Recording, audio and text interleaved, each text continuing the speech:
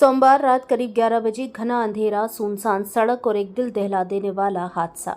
Dumper और Mazda वाहन की सीधी टक्कर में एक ड्राइवर की घटनास्थल पर ही मौत हो गई और 2 लोग बुरी तरह घायल होकर वाहन में फंसे रहे।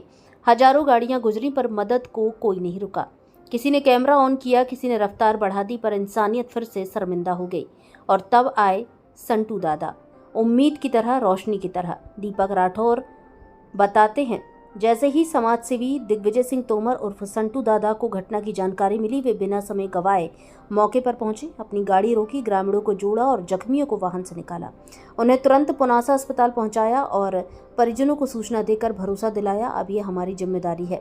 डॉक्टर नरेंद्र चौधरी की गवाही, अगर संटू दादा समय पर नहीं पहुंचते तो जान बचा पाना मुश्किल था। उन्होंने जो किया वो सिर्फ एक समाज सेवी ही कर सकता है। नेता बनने की भीड़ में इंसान बनकर दिखाया।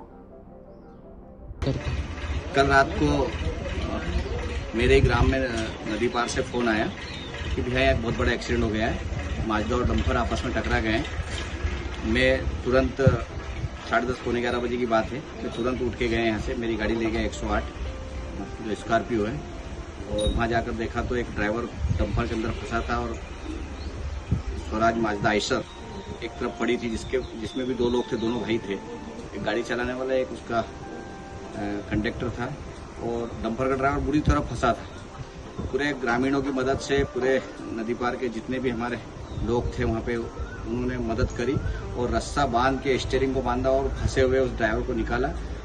उसकी सांसें चल रही थी और हम तुरंत उसको लेकर पुनासा हॉस्पिटल गए। हॉस्पिटल जाने से पहले मैंने डॉक्टर नरेंद्र चौधरी साहब को फ़ोन कर दिया, वो भी हॉस्पिटल में आ गए।